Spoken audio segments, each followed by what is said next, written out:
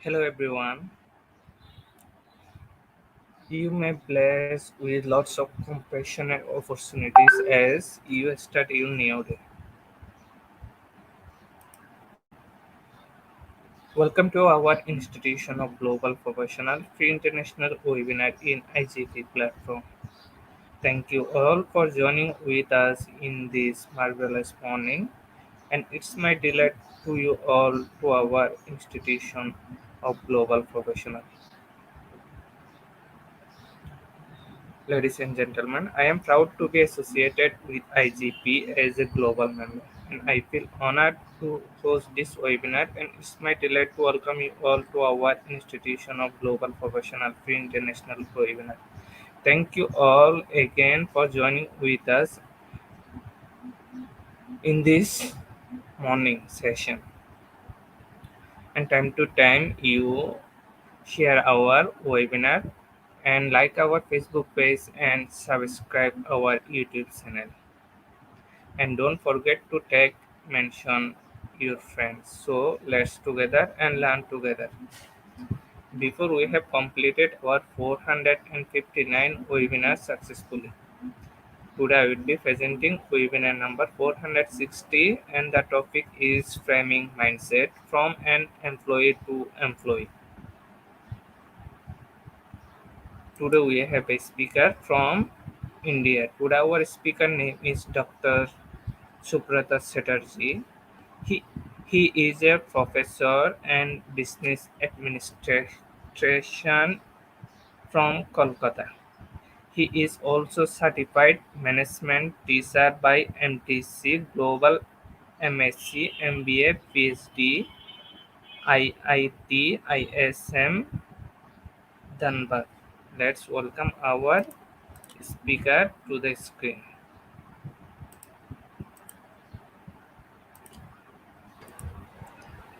Hello sir, good morning. Yeah, very good morning and happy Easter to everyone. I hope I am visible and audible. Yes sir, you are audible. Thank Okay, you sir. great, great. So, good morning, good afternoon, good evening, right, from different parts of the world, right? I can see, already people from different countries across the globe in this coveted forum of IEP, and I'm thankful to IGP for providing me an opportunity to speak to you all on the topic framing mindset from an employee to an employer, right? So when we were discussing that, what the topic could be, right? I thought that I should choose a topic which is very close to my heart.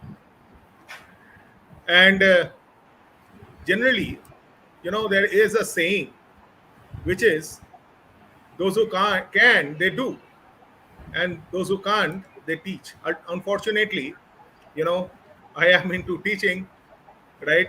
And I am a mentor to several startups and also a global jury with Wadhwani Foundation with National Entrepreneurship Network since the last 15 plus years. And also, I'm associated with different entrepreneurial organizations and do judge business plans from across the world. So what I was thinking is that how do you change the mindset from an employee to an employer? That means that when you work under someone or work for someone, to a point when you make someone work for you. So there is a huge difference. So when you are working for someone, you are actually taking control of his or her dreams and the organization's dreams and their goals. But when you are employing someone, you are not only employing that particular person, but if I take that you have 30 employees in your organization, a small organization, 30 employees in your organization, and if I say that there are 4 members in their family, that means you are taking care of 120 lives. So that is the first mindset framing that you need to understand. Which is better? I hope all of you would agree that you would gain more satisfaction in making the lives of 120 people in your small organization better than only thinking about yourself and doing something for someone's organization. I think all of us want to earn a lot of money. We want to be rich, right? I hope all of you would agree that I think none over here would say that I don't want money. I don't want to live a happy life. I hope all of you would say yes. But yes, when you are talking about your own organization and building up your own venture, there are different hurdles in the process. If you can satisfy those hurdles, and if you can actually take your organization forward, the initial stages would be very difficult. When you start up, you will be bootstrapped, you will be facing difficulty in the capital. But if you have belief in yourself, and if you have belief in your goals, that you can actually make your organization a successful one, you would definitely be successful in your focus. So that is very important, framing your mindset that you have to be focused on your goal, your aspiration. You may be thinking that your organization is slowly coming up, and you are recouping your profits or recouping your investments rather. So you are actually shaping up so that you can break even in a particular point of time. But then please do understand, as you are complacent, if you are complacent at any point of time, if you think that yes, now more or less I have my organization, so I can spend my time lavishly, you are gone. So you need to always be on your toes. How many of us don't want to retire early and enjoy the rest of the life? How many of us do not want to live our life in our own whims?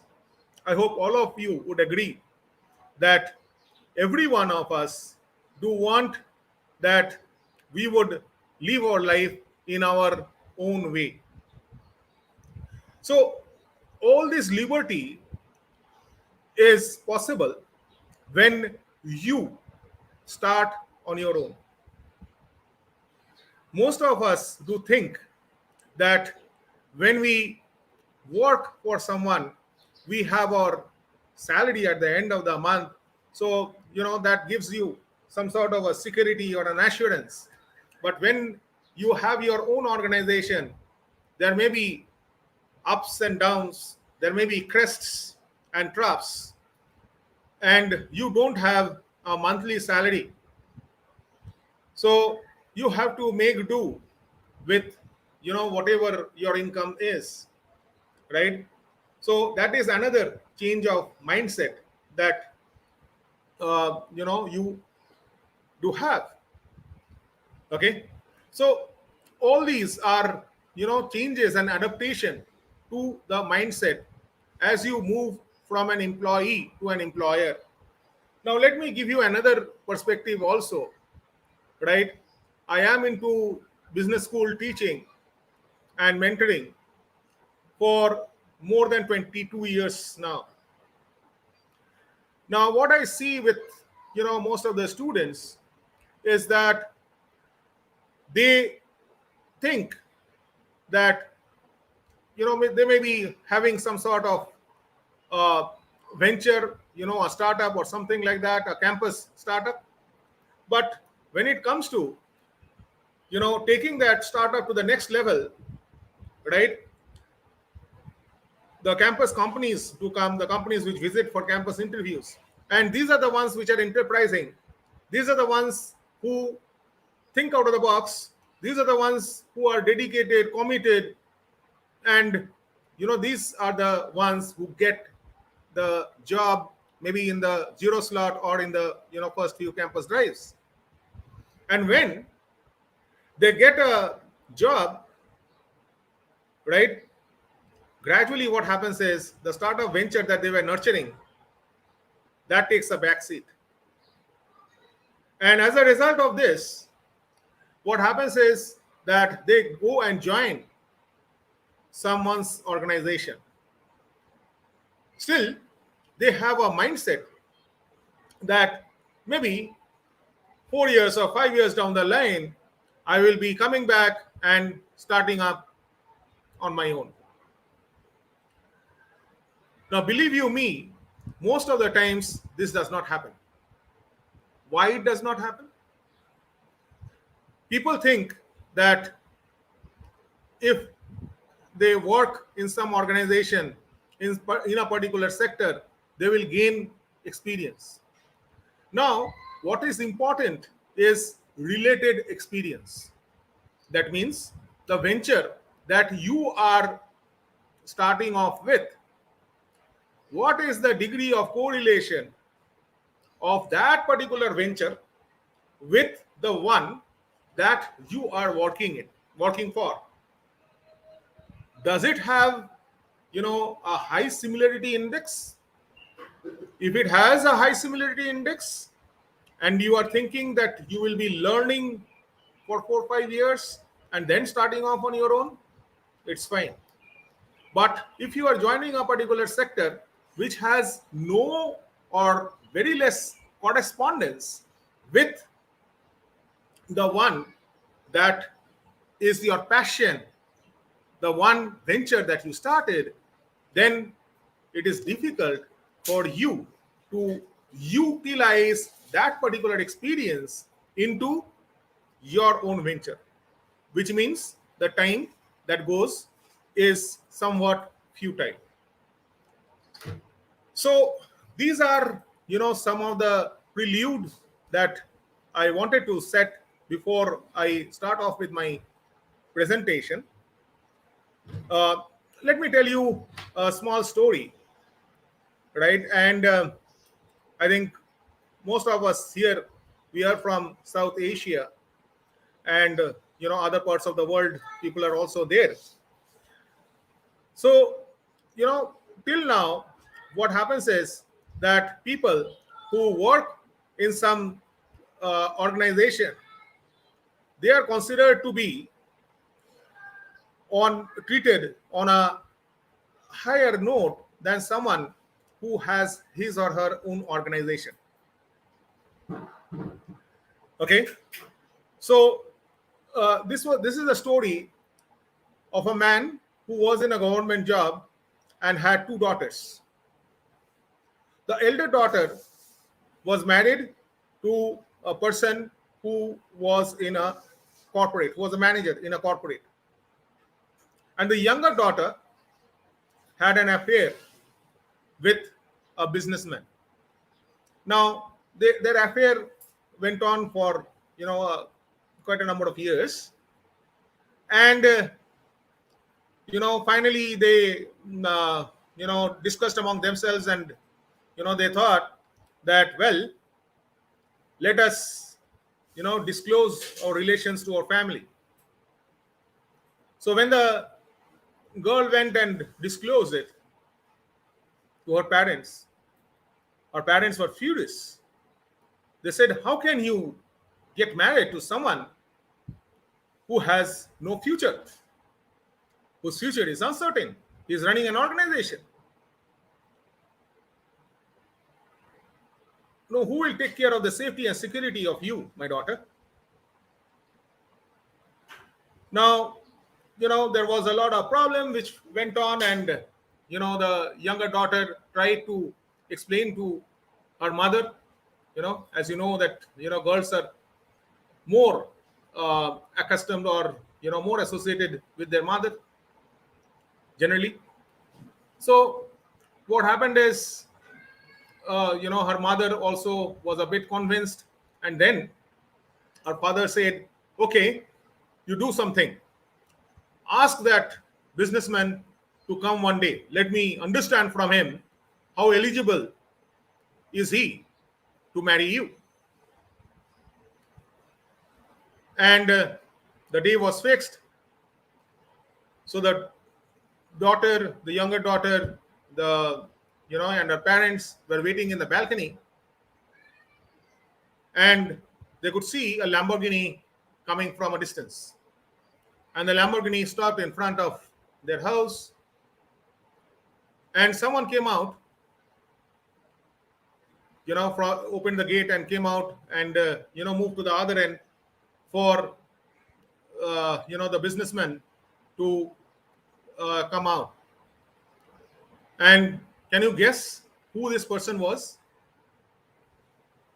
This was the husband of the elder daughter, and the husband was the manager of the younger daughter's would-be husband, that businessman. So this is what our mindset is, that we prefer to be with people who are employed in some organization. But when it comes to a startup, when it comes to a new venture, people think that future is uncertain. So going with that becomes difficult to accommodate. So let me move on. You see, millions of people dream of quitting their jobs and going into business for themselves. You get to call all the shots, set your schedule, choose who to work with. Unfortunately, being your own boss comes with endless hurdles, which may shatter this fantasy. So when you are your own boss, you see, there is a saying, which is charity begins at home, right? So many of us,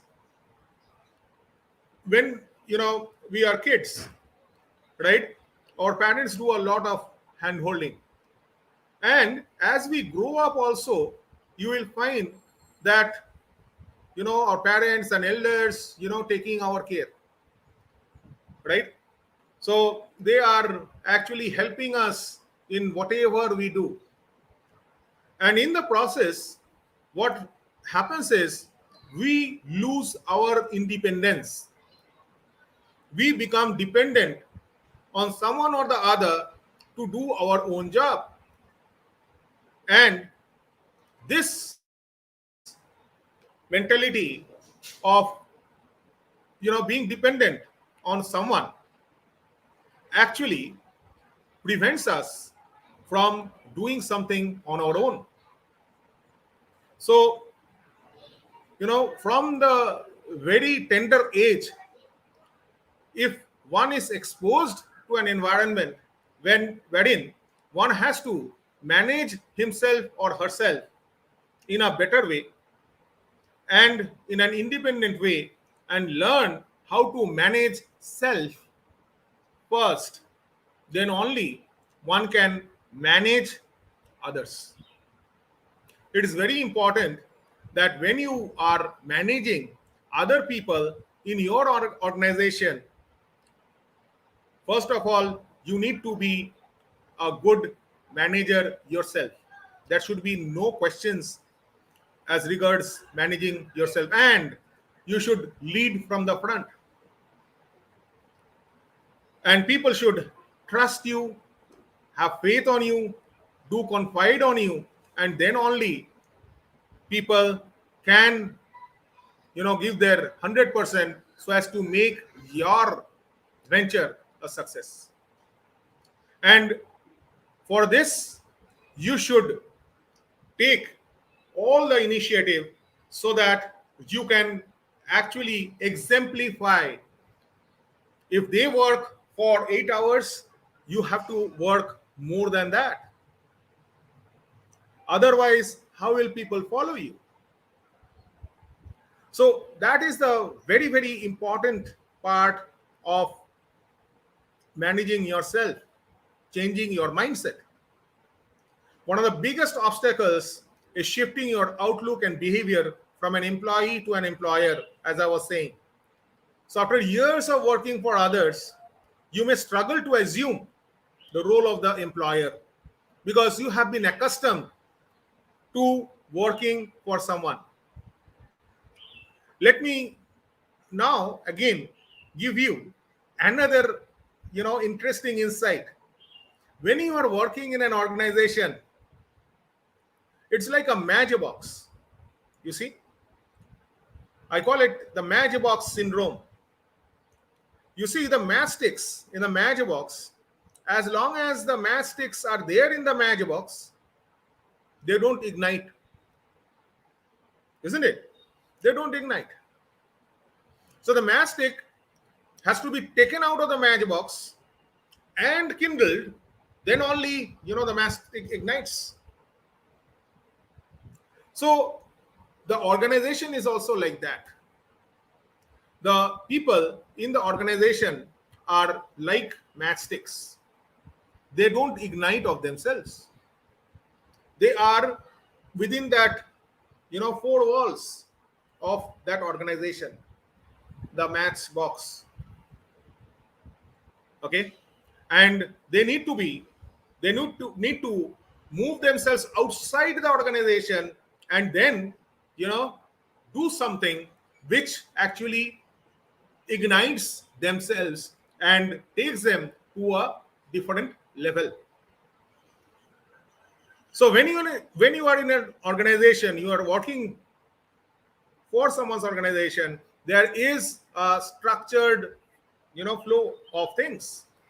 Especially if you are working for bigger organizations, for multinational organizations, right? They have their own set of standard operating procedures, SOPs, and you have your job profile and job description well defined. But when you are an employer, you don't have any job profile or job description well defined and suited to yourself. You have to define your job profile, your job description, and you need to change as much as you can. You need to understand the external environment. Okay, so external environment meaning the political environment, the economic environment, the societal environment, the technological environment, the legal environment, the entire ecological environment. You must have heard about pestle analysis. So I'm talking about the uncontrollables. And business today is very dynamic, especially after this pandemic. So we called VUCA, okay, volatile, uncertain, complex, and ambiguous before this pandemic. And now, around 2 years of productive time is lost. And we are in very uncomfortable times. And that doesn't mean that there are, dearth of opportunities. There are many organizations which were victims of this pandemic, but also this pandemic gave birth to thousands, if not lakhs of startups, especially in the e-commerce space. So many of the startups, they have made their fortune from this pandemic, understanding that people were huddled to their homes. So, the e-commerce in different fields or different sectors, e-commerce companies, they actually did a lot of business. And companies wherein they had a good network, they had actually reaped the benefit of this pandemic. One very important thing which I always say is network is net worth. So your net worth is basically guided by the network that you have, and how do you build on relations. Okay, it takes years to build a relation, but it takes seconds to actually tarnish and destroy a relation. And in case of startups, when you are actually trying to establish your credibility, it is very difficult for you to get business, to build on relations, because you are new to the market. You are in an introduction phase of the product life cycle. Your product is new, your markets are new, your customers are new.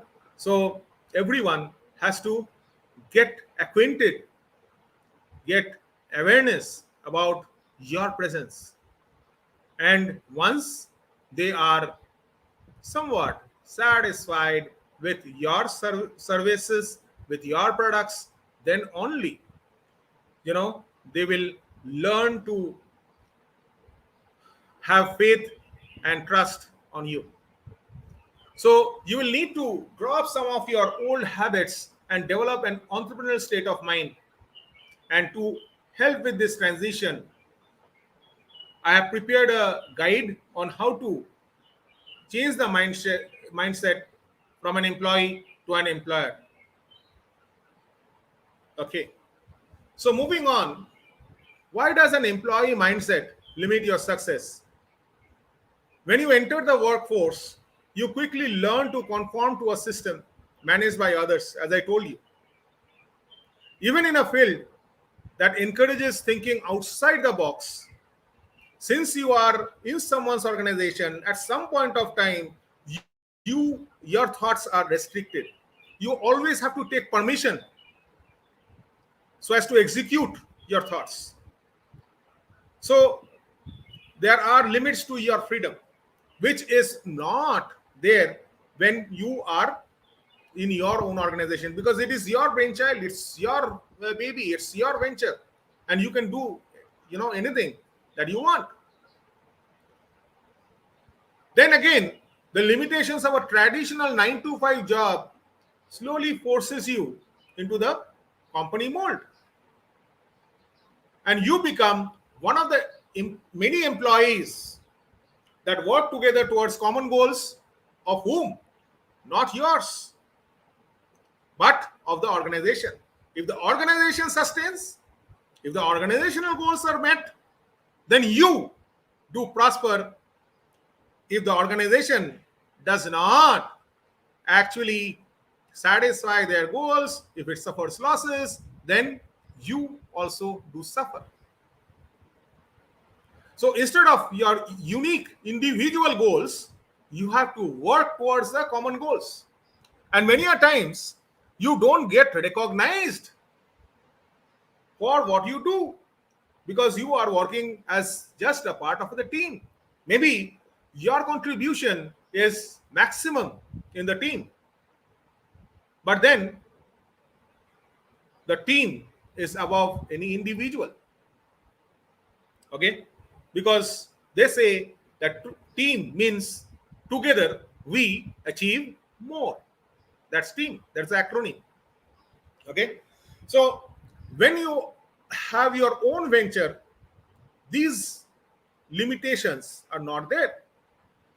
So the typical employee mindset keeps you from taking risks also, or genuinely thinking for yourself, which are essential parts of becoming an entrepreneur. So as an employee, you are used to thinking inside the box rather than outside it. But when you are an entrepreneur, there is no box. There is no limit. You can do anything which actually you feel is good for your organization. You see what others don't. Test new ideas, siege new territory, take risks. So you are completely on your own and you can exercise your own uh, skills, your passion, your understanding of the business, and do whatever is actually suited to your own business. Okay, so for this it requires courage, it requires a thick skin, because many a times you will falter, you will fail, but then successful are those people in life who can manage failure. And if you do fail many points of times, and still you can withstand that, and you can actually stand up and work towards your goal, you are the one who can actually succeed. I always tell the stories of, you know, different successful entrepreneurs that we see now. And people say that, is there any age for entrepreneurship? The founder of Coca-Cola, the founder of KFC, they started at a very ripe age. Colonel Sanders, the founder of KFC. You know how many failures he had? He had more than 1,000 failures. 1079, I think, to be precise. So he had a wonderful recipe. After he retired from the army, he had his car, and he went to the different restaurants, telling that, would you accept my recipe? I have a wonderful recipe. Why don't you try this? And restaurants after restaurants refused him. But still he had the firm belief that his recipe would work wonders one day. And then there was one restaurant who said, okay, let's try with your recipe. Let's see how it is. Right? And they were actually very successful. And after that, what happened is that gradually other restaurants started believing in his recipe, and that worked wonders, and the rest is history. Today, all across the world, you have KFC. All across the world, you have Coca-Cola. Okay, so you require courage and a thick skin and the ability to keep going despite rejection and skepticism. Many people would be skeptical, and as you achieve success, you will find newer enemies being born, and they will, in all means, try to prevent you from being successful. Okay, so if you want to take one step up, there will be 10 people who will be dragging you down and giving you all sorts of rationale and saying, oh, what a fool are you. You think that, this would be a successful step forward. So there will be people who will be preventing you from taking your idea forward, taking a bold decision, formulating a strategy. People will play the devil's advocate and say that, well, I think this is a funny thing, it's not to be taken properly. But that despite many people who are saying negatives about it, it's your own business. So you have to be bold in your decision. And if you think that, well, this will be successful, that maybe, others in the organization who may be in the senior position, and they are saying that this will not work. But if you are convinced that this would work, you should go ahead with it. So for that, you require a lot of courage, and you require, to prosper in failure. You have to take failure in your own stride. So you need to hold both short-term and long-term versions simultaneously. Work for others, and you are mainly responsible for ensuring what needs to be done now is done. So that means you have to live in the present. And as an entrepreneur, you have to project your mind forward, thinking about the potential pitfalls and opportunities that lie around the corner. And many a times, you have to make your decisions based on uncertainty. And all of these require you to come to terms with the fact that what you do or don't do today will have an impact on your business 3 months or even 5 years. So ultimately, you are the captain of your ship. And whatever decisions you take would directly impact your business. People may be saying, hundreds of different things, but it is your business. The losses would be yours. Please do understand that others who will be working under you, your followers, they will not be, suffering that much that you would do. So you need to take differentiated decisions and bold decisions even when people are not with you. And you need to always encash on the opportunities that are there. Take the risks and go ahead. If you think it is feasible, if you think it is tenable, if you think that it will yield results, just go ahead and do it. So the first habit to break is limiting the scope of your ambitions. As an employee, you're trained to follow a specific path. As I said, you work your way up to the corporate ladder without stopping to explore other options. But as an employer, you need to keep your options open. You need to start opening up your mind to the endless possibilities that are there in front of you. And basically, you need to start thinking outside the box and beyond territories. Okay? You are no longer confined to the limitations of your employer.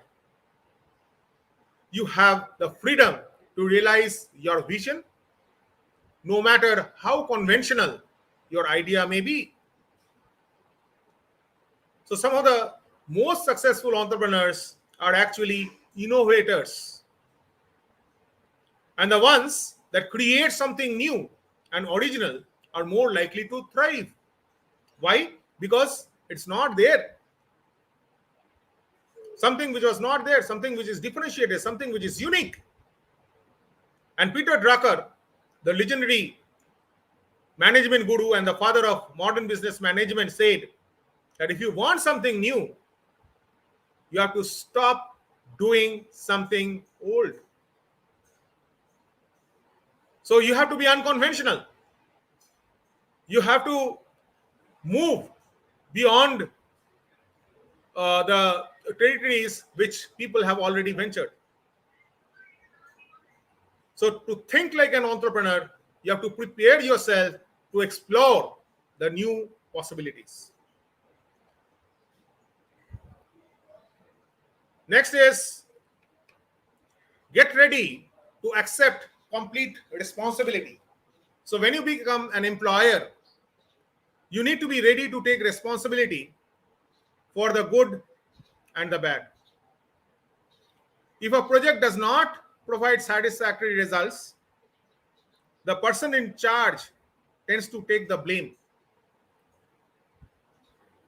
So it's a sign of good leadership when a manager assumes responsibility for failures.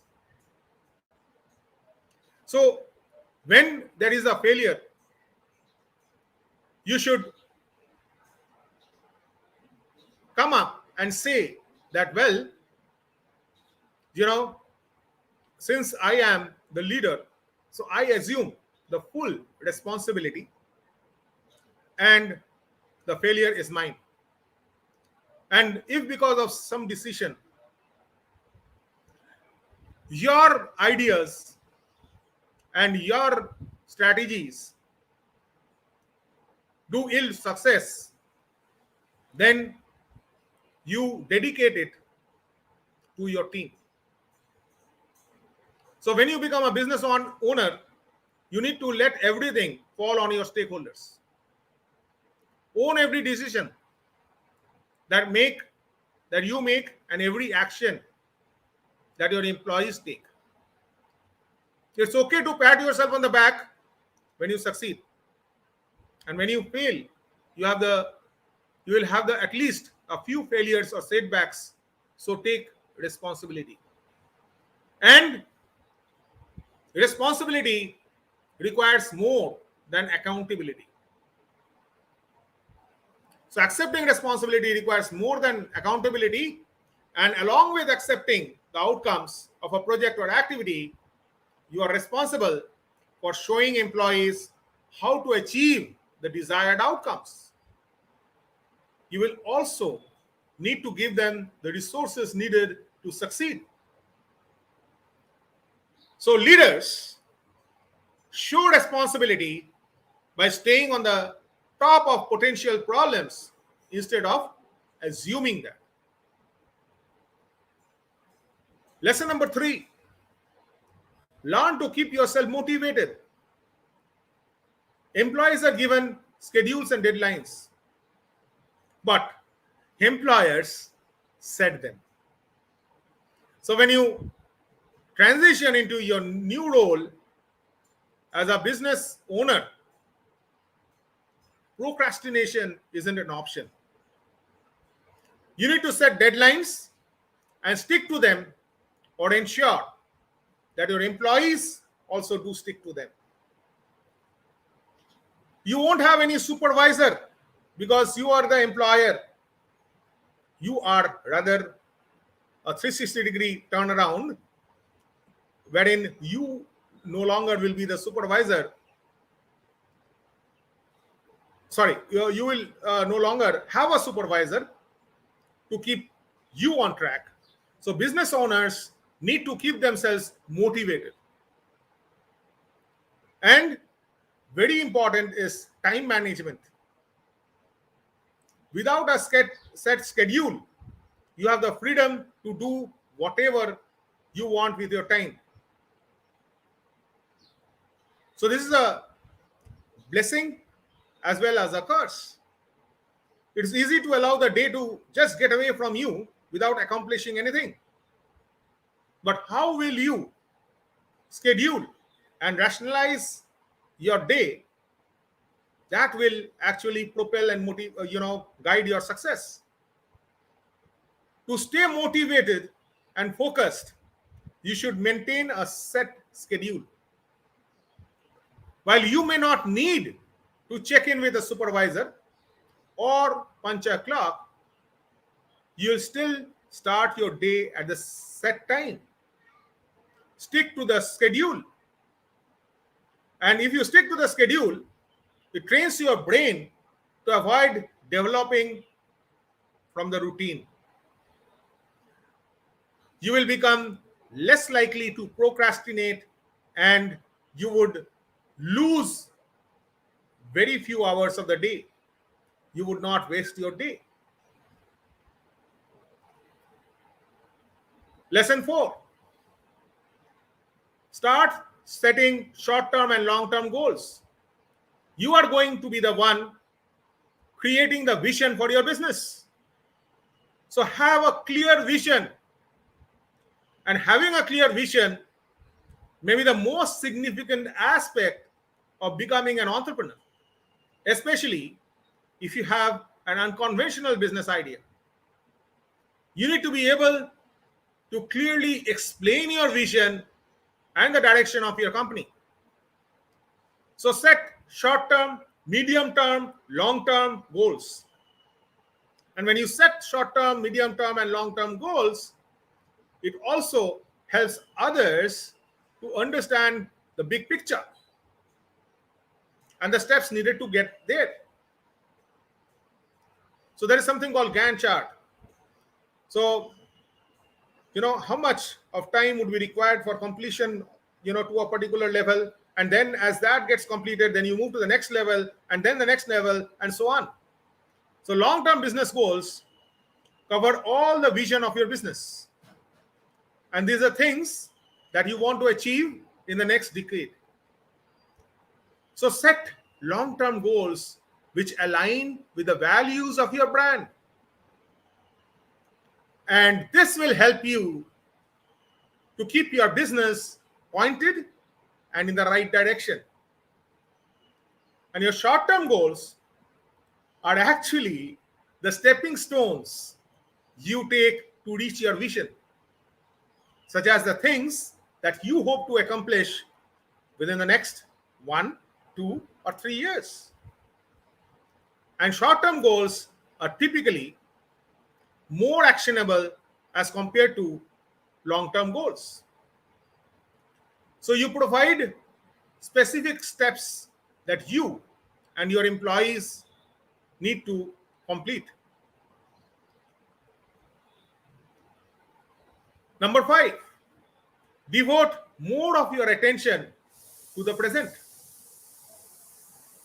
So when you're doing a business, there is a lack of safety, security. So the lack of security that comes with being a business owner requires a change in priorities. Because there is no finishing line. There is no retirement party. There is no monthly salary. So the goal of the business is to stay in business. So you must eventually pass the torch to a successor. But you shouldn't leave for that day. So you have to live in the present and do as much in the present so that the successor has a smooth sailing.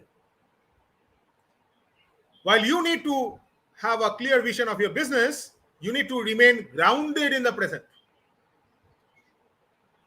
You will see many entrepreneurs who keep their heads in the clouds. But if you keep your head in the clouds, it may prevent you from seeing the obstacles in front of you. So the best leaders are focused, they are grounded, and they are in the present. They listen to their employees, they value their suggestions. To become more present-minded, do one thing at a time instead of trying to multitask. Because if you are trying to multitask, you will be actually not focusing on concentrating on one particular task. And that may lead you to make mistakes. Juggling more than one task at a time also limits your productivity and may even put unneeded strain on your brain. Okay? When you approach one task at a time, you give the task the attention that it deserves. And this is true no matter if you're listening to an employee or you're trying to solve an issue on your own. Moving on, number 6. Very important is to get used to deal with numbers. So when you become the business owner, your life will revolve around numbers. How much of sales? How much of employees? What is the production? You will need to analyze the numbers related to gross profits, revenue ratios, accounts payable, dozens of other areas which impact your bottom line. And if you don't love numbers, please learn to love them. So, employers tend to dread numbers in the beginning as they don't always provide good news. In fact, there will be times that the numbers will not allow you to sleep, will keep you awake in the night. And when the numbers, especially, do not match your expectations, you may become discouraged. So, receiving a little bad news doesn't mean it's the end of your journey. Try to see the unfavorable news as a challenge instead of a roadblock. This is what many startups do, which should not be done. You should see the unfavorable news as a challenge instead of a roadblock. I repeat. When you accept adversity, you can learn and grow as an entrepreneur. So look into the reasons behind the numbers without trying to pass the blame to others. Remember that you are the one who needs to take the responsibility. So take control of the situation and move forward. Number 7, let go of the need for security and comfort. So if you crave for a job security, becoming a business owner, it will create a lot of stress in your life. If your 9 to 5 job actually makes you comfortable and you think that you are happy with it, that would not do if you are an employer. Because when you are an employer, there is no job stability, there is no question of job stability, there is no question of pay and benefits. So employers do not have all this luxury. And the biggest risk with entrepreneurial projects is the complete failure of your business. If your business fails, you are out of a job which has no pay or benefits. So you need to embrace being uncomfortable and accept the uncertainty of the situation. Use the fear that this creates to drive you to success. And fear is often a warning sign that you are taking a big risk. So when you are afraid of an outcome, you can analyze and you can use that fear as a motivation to review all your options and analyze your approach. If you are not afraid of failing, something isn't right. It means that you are settling for whatever happens. And if you are settling for whatever happens, then that actually breeds complacency.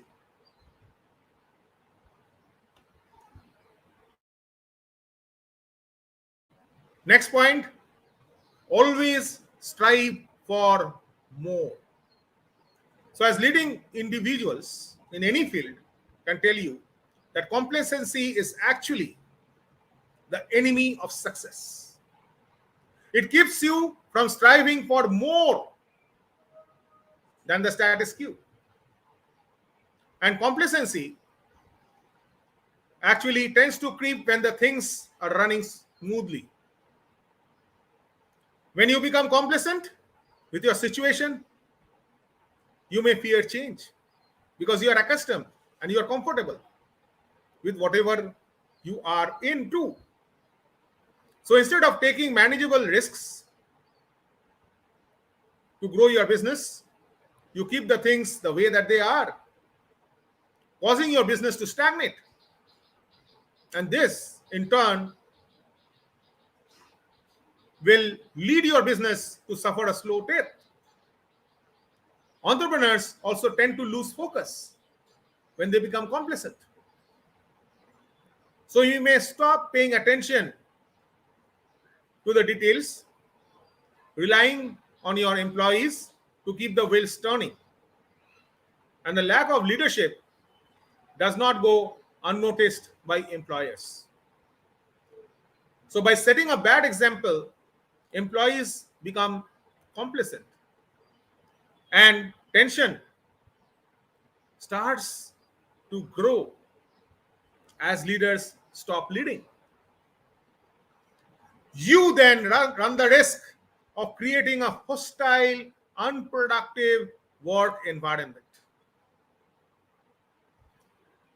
So, luckily, it's easy to avoid these problems.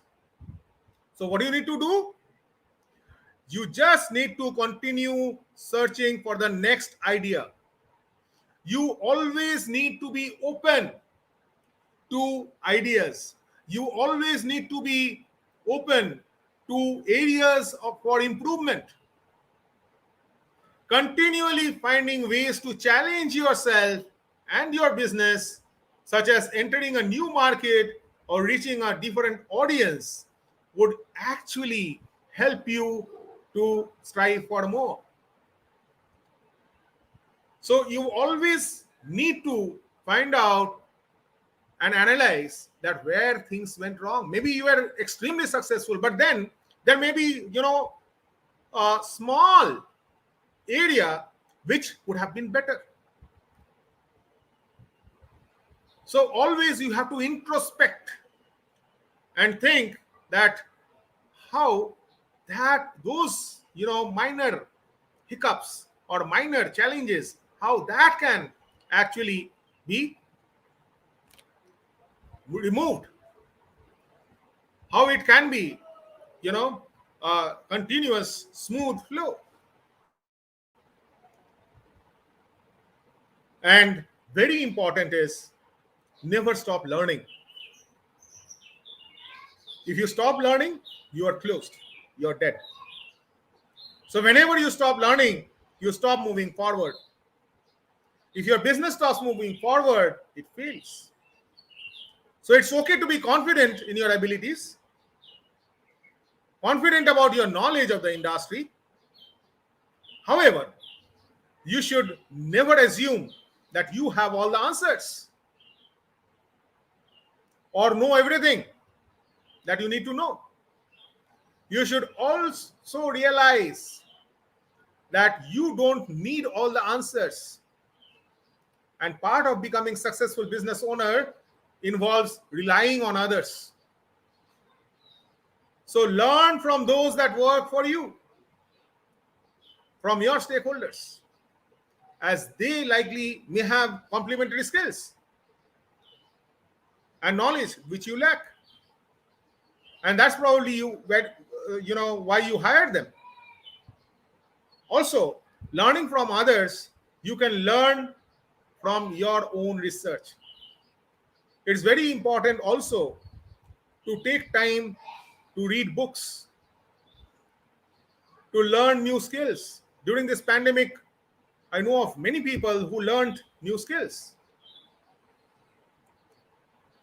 So it's always important for all of us to learn new skills, to grow as an individual, keep ourselves open to knowledge. Remember, three things are very important in life. And I say the mnemonic is ask, ASK. Your attitude, the knowledge, and the skills. If you have a perfect combination of these three, you will just rock. So you should always ask yourself, what's next? Pay attention to the competition and the newest technologies. So you need to keep yourself abreast of the developments that are happening. Because unless you do that, you will again be complacent. You will not live in the present. So you need to keep yourself, flowing with whatever comes up. Embrace that, learn that, be open to learning.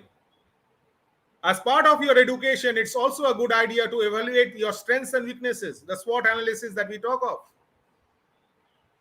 Decide what's your best and what you are best in, and develop the skills.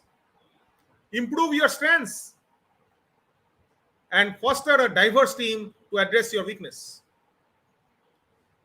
For example, you don't need to be a marketing expert to run a successful business.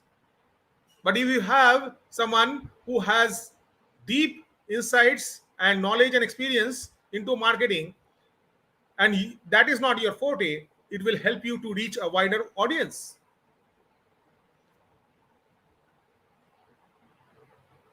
So, moving on, the point number 10, and as we come to the end of this presentation, this point number 10 is, now as an entrepreneur, the mindset change is you have to embrace and you have to accept your new role. And the last bit of advice that I want to share is to accept your role as a leader. To your employees, you will always be the boss. You will not be their co-worker.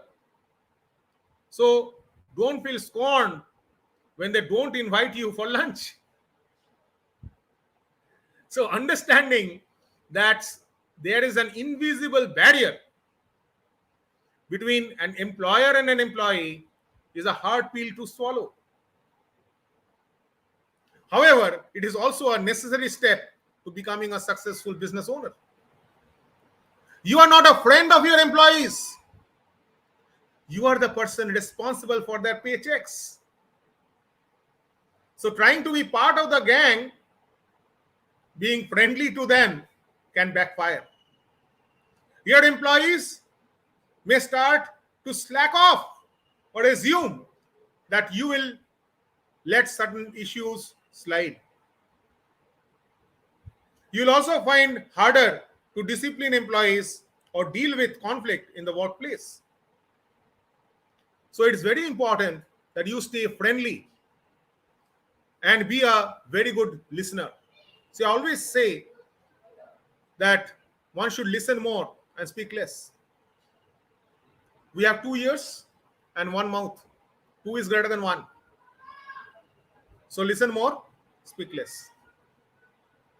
Okay? So be an active listener. Be an active listener. Make sure that you are maintaining a firm line between an employer and a friend. Another challenge of the employer or the employee is receiving objective feedback. You are less likely to get honest criticism from an employee, requiring you to become more objective. And in the end, I would say honesty and objectivity are two things that can retain from an employee mindset. So when you are an employee, you can honestly and objectively assess business outcomes and policies. But you need to take a step back occasionally, revisit, review, re-examine, analyze your business with an honest, objective state of mind. And if you can achieve this, you may boost your chances of success. So, I think I have come to the end of my presentation, and I've completed in the time that was assigned to me. Sir, thank you so much. Thank you, sir, Dr. Subrata Chattopadhyay, for giving us your valuable presentation. Thank you, sir. Namaskar. Sir, after quiz competition, we will come back together with our question and answer session. Okay, sir? Yeah, fair enough. Thank you. Thank you, sir. So we'll have the quiz competition for how much time? Yes, it's maybe 5 minutes. Okay. Okay, sir. So I'll Thank just you. put off my camera for 5 minutes. Can I be allowed Okay, there? sir. Okay, sir. Okay, thank you. Dear participants, it's our quiz competition session. After a short video clip, we will come back to our quiz competition.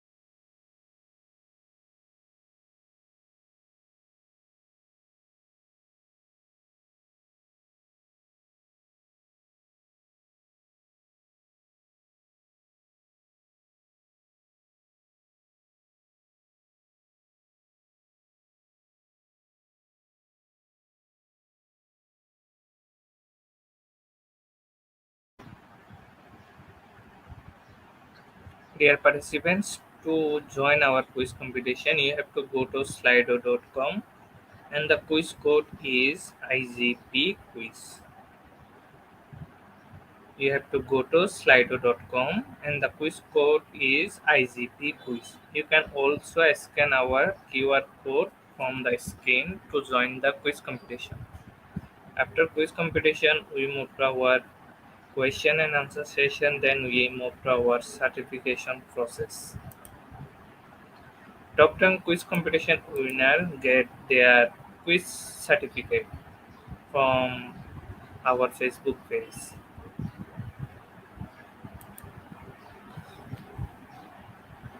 Already 40 participants join with us. We start our quiz competition in a short time.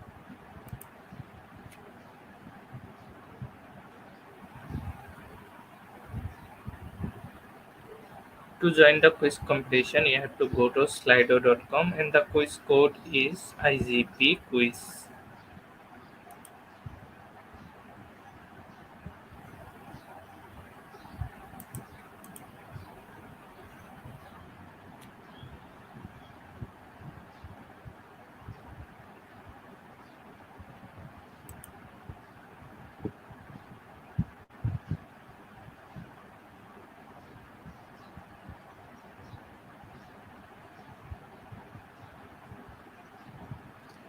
Let's start the quiz competition now.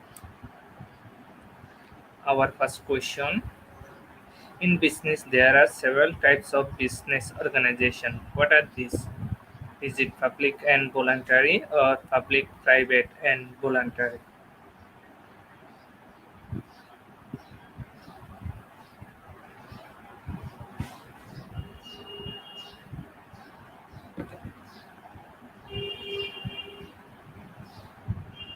100% of our participants give the right answer, and the answer is public, private, and voluntary. On the leaderboard, Mark Joshua Diogo is leading the first position. Our next question is strategic decision making can take place at various levels of an organization. What are three most common? Is it corporate, business and functional, or governmental, locally and individually?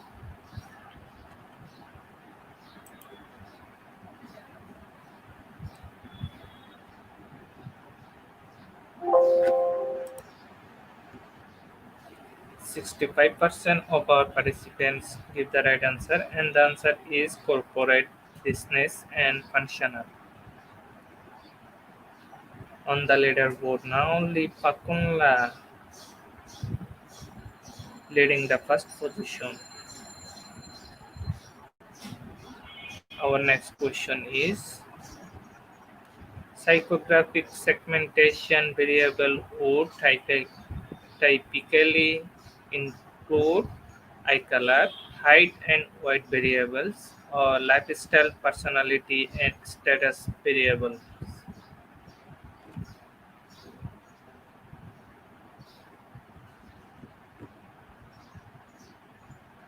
95% of our participants give the right answer, and the answer is lifestyle, personality, and status variables.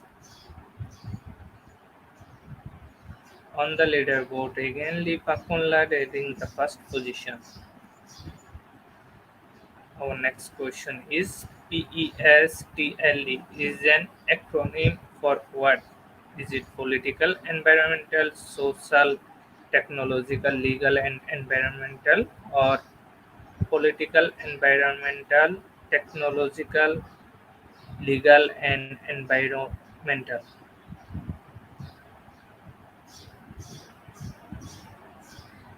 86% of our participants give the right answer. On the leaderboard, again Lipakunla leading the first position,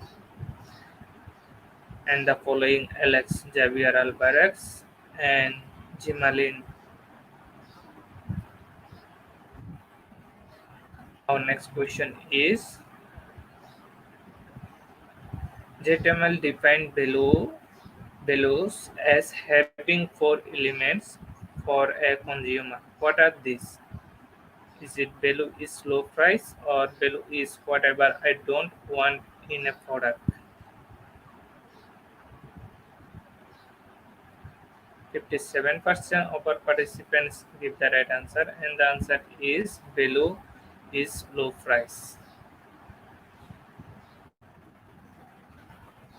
Our next question is the business model canvas. Describe an organization's or a product's what? Is it value for position, inspector, customers and finance, or marketing plan?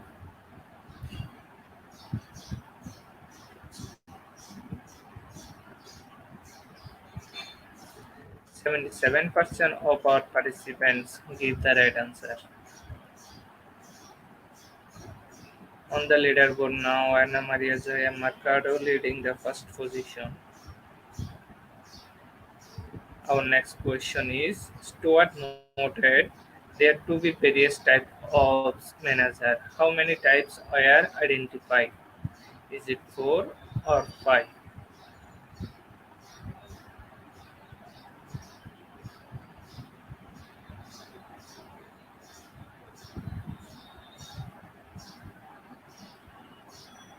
64% of our participants give the right answer, and the correct answer is 4.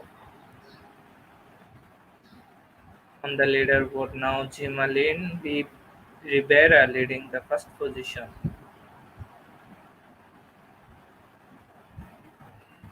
Our next question is Henry Mintzberg identified three categories that his 10 identified management rules fill into. What are these? Is it informational, interpersonal, and decisional, or team and individual? 95% of our participants give the right answer, and the answer is informational, interpersonal, and decisional.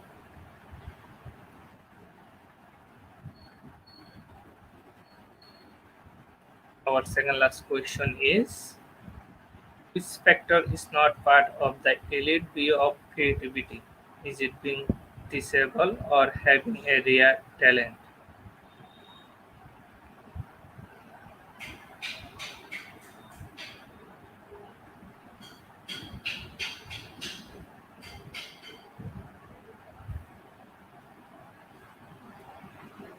36% of our participants give the right answer, and the answer is being disabled. Our last and final question is which one of the nature's creation was not turned into a human innovation? Is it the voice of microphone, or the brain, or computer circuit?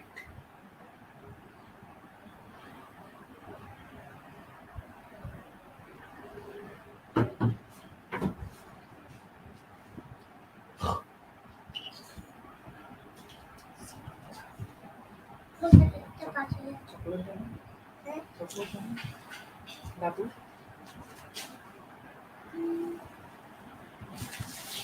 52% of our participants give the right answer, and the answer is the voice or microphone. Congratulations of our top 10 participants.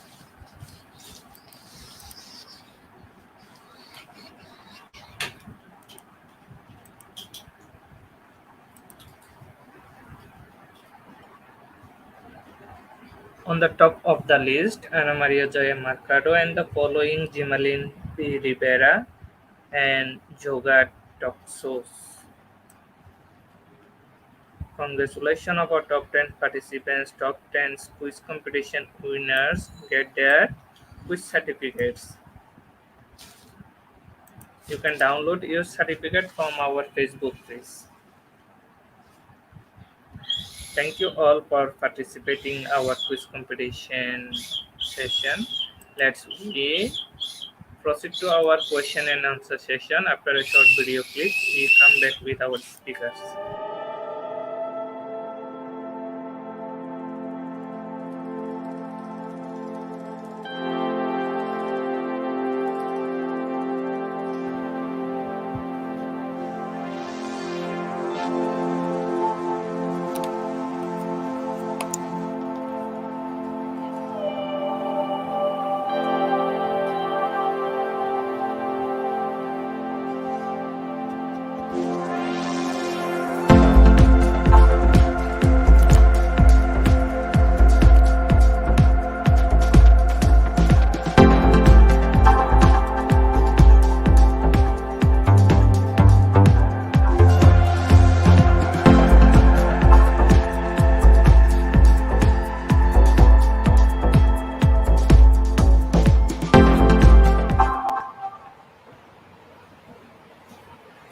Thank you, sir, for waiting in the backstage. Yeah, thank you so much. Dear I participants, congratulate all the participants for participating so actively in the quiz. thank you, sir. Dear participants, it's our question and answer session time. You can send your question in our comment box. Our speaker already ready to answer the question.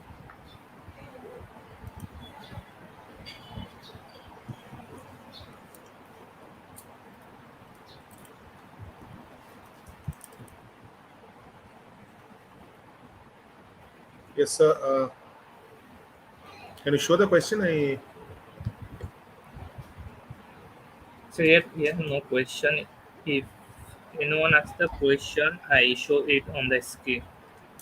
Yeah, I think this is the question, right? Which of There is a these question three? from Elibert de la Cruz. Which of these three is the most important taken knowledge or skill? Okay, so very important, question, right?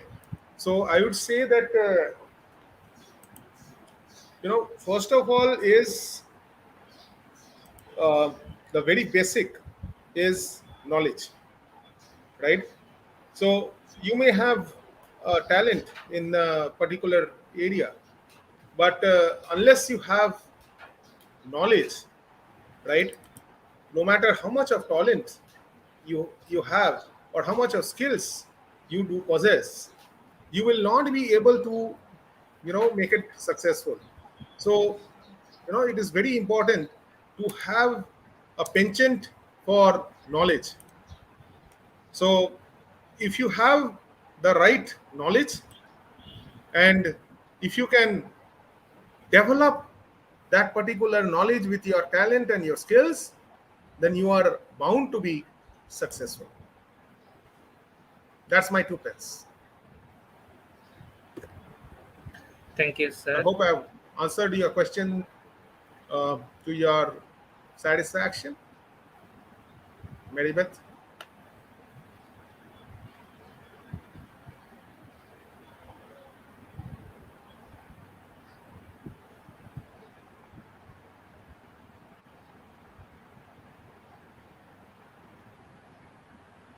Yes, Okay, thank she you very much. is right. She give a message. Thanks, sir.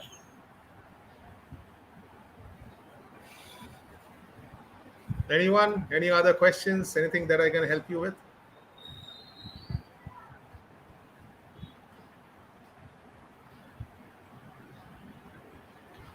Dear participants, we are still waiting for our next question.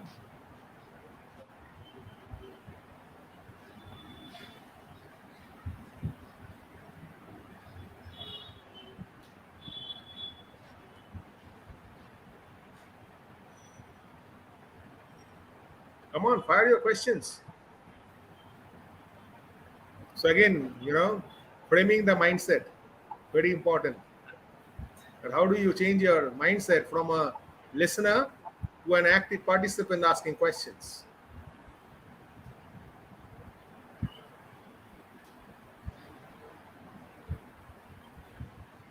Okay.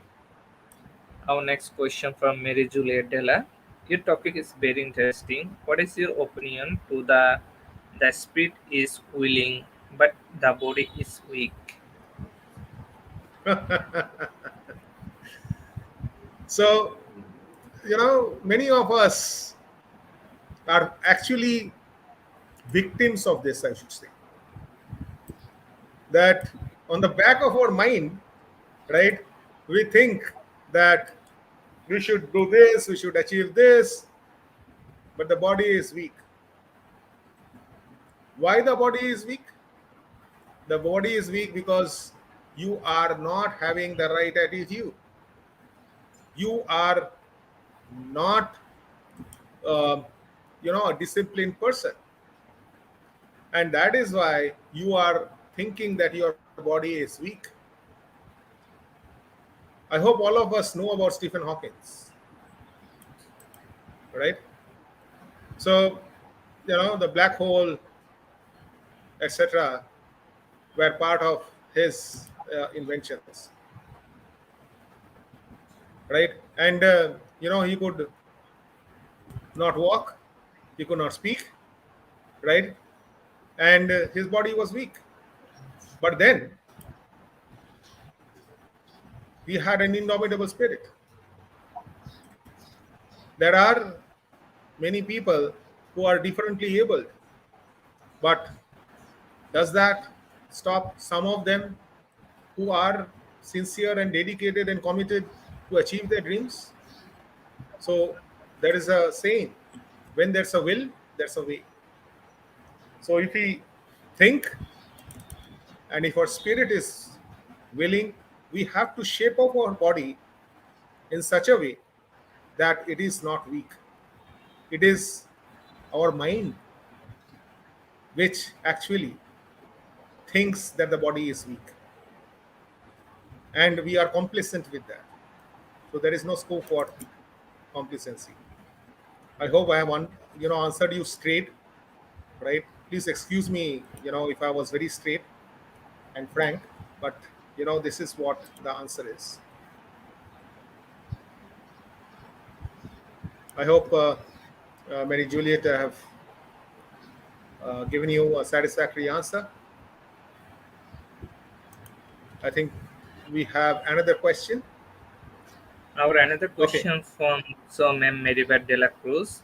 Please give tips on how can employer build good rapport to employees. Yeah, it is very important, for an employer to have good rapport with the employees. But then, if you have gone through the slides, right, building good rapport is not about building friendship and having bosom, intimacy. Building rapport with the employees is professional in nature and should be linked to professional mutual growth. When an individual grows, individual your employee, when an individual grows and each individual in the team grows, then the everyone in the team actually grows. If you have 40 such teams across different verticals, And if each of these individuals and the teams to grow, your organization actually stands to grow. So you should motivate the employees. You should encourage them, inspire them, um, build courage and faith, instill confidence on them, and think them as part of your family. But then have a line of distinction between your professional and your personal family.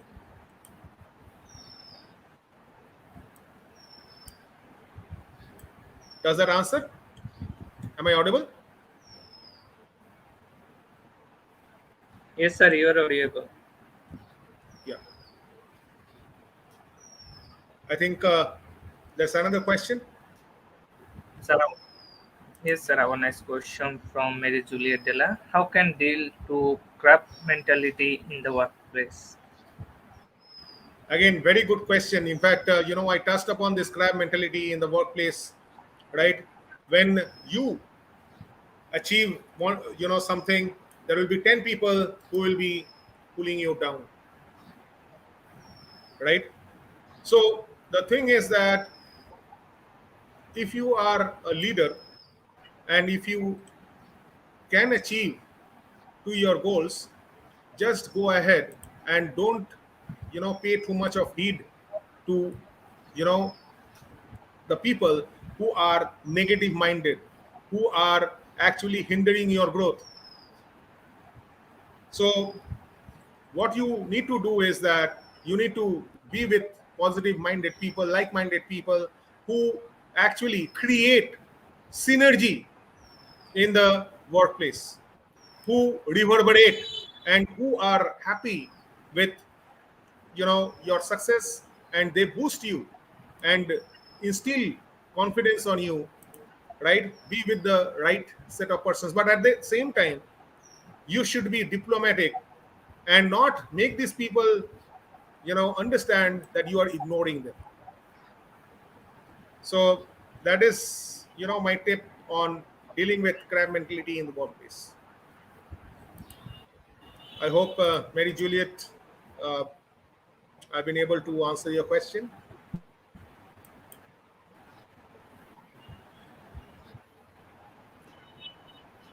But very good question, sir. Thank you so much. No more question. We have no more question. Thank you again for joining with us and sharing your valuable knowledge with our participants. Thank Thank you. you, sir.